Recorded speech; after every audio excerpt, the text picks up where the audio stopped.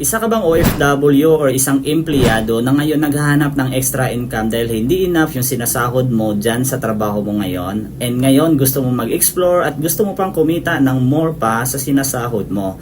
Hello everyone, I'm Jerian Pipito. Nagsimula ako dito sa OBE or Online Business Academy. Isa po akong estudyante, typical na walang experience, zero knowledge na nagsisimula. Pero ngayon, kumikita na tayo ng 6 figures dito dahil sa tulong ni OBE or Online Business Academy. So dito sa Online Business Academy, kahit anong background mo sa buhay ay pwedeng-pwede ka dito as long as willing ka lang na matuto. So dito hindi din kailangan na magaling ka sa English, hindi din kailangan na meron ka ng experience. As long as willing to be trained ka lang. So ngayon kung nagtatanong ka kung legit ba ang OBE, well yes na yes po, legit na legit kasi isa na po ako sa patunay na totoo talaga na pwedeng kumita dito na extra kasi nga full time po na din ginagawa si OBE or Online Business Academy na kahit nasa bahay lang ako, kumikita na ako dito ng 5 to 6 figures in a month doing copy and paste. So ano-ano nga ba yung kailangan para makapasok dito sa OBE? Unang-una, ang kailangan natin dapat meron tayong cellphone, bonus na lang pag meron kang laptop. And pangalawa, dapat meron kang stable internet connection.